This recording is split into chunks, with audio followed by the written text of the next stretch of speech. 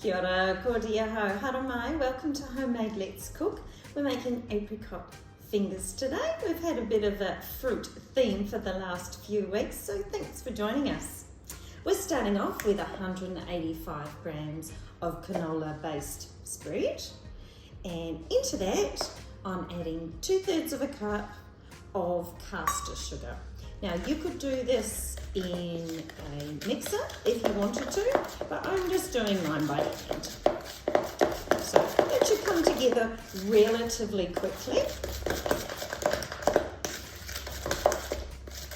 And of course, into that, I'm going to add some vanilla.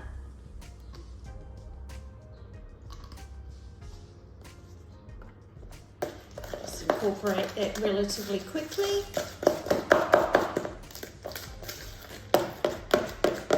I've got the oven on moderate, of course, and I've prepared my slightly smaller slice pan for this particular recipe.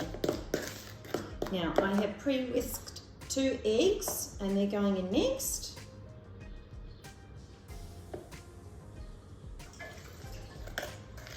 And just incorporate that slowly to start off with. And then you can speed it up once it starts to combine. Sometimes it doesn't combine that easily, and sometimes the mixture does start to split or not combine very well, or a combination, and that's probably where a mixer would come in handy. But don't worry too much about it because, of course, once our flours go in, will all start to come together. Now, speaking of flours, we've got 2 different types of flour today. We've got 3/4 of a cup of plain flour and 3/4 of a cup of self-raising flour. Now, there's no additional liquid in this recipe. Well, not at this stage anyway. We'll see how well this mixture comes together. And then maybe we'll make a decision on that.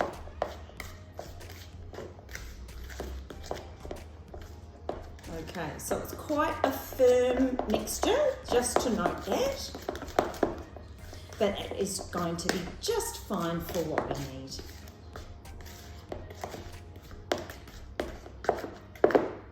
All right, I haven't talked about the apricots yet, but I'm just using a 410 gram tin of halved apricots from the supermarket, or you could use specialty pie apricots in a tin as well. So let's just bring our pan in and just eyeballing it, roughly half of our mixture to go in. I'm going to spread that on the bottom. Now, of course, the mixture is quite firm, so it is quite difficult. So I might just take my time to do this. We'll just come away from the filming for a moment, and then I'll come back to you. Okay, so I ended up getting a knife to spread that around, and then it's just a matter of laying our apricots on top. So we should have enough to cover all of it, and if you don't worry, just move them around after you've placed them. But we're going to be relatively lucky here and almost just have enough.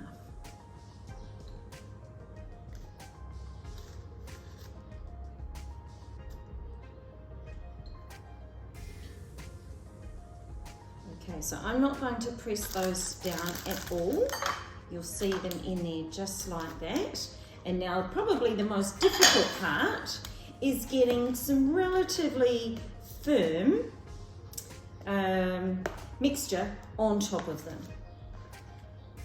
So I'm just going to take my time to do that, and you will want to do that as well. And I'll just come back to you before I pop it in the oven.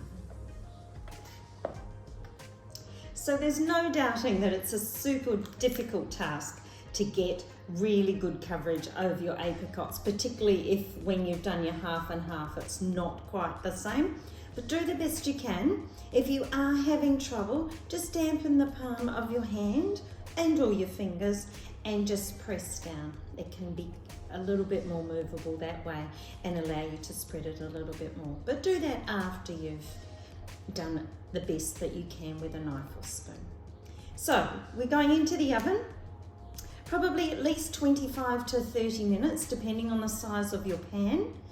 And if it does start to brown too quickly, and when you put a cake tester in and it's not cooked, just cover it over with some aluminium foil. I'll see you after it's cooked. Your slice may look something like this. Don't worry if some of the fruit has started to peek through. I'm going to let it cool in the pan for a couple of minutes before lifting it out and putting it on a wire rack.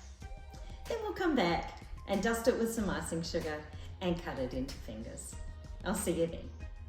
Our final step is to sprinkle over some icing sugar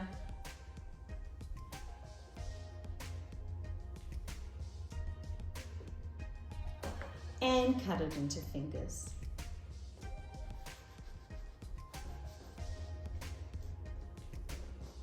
And they should look something like that. Thanks for joining me for Homemade Let's Cook. Please join me again. Ka kite.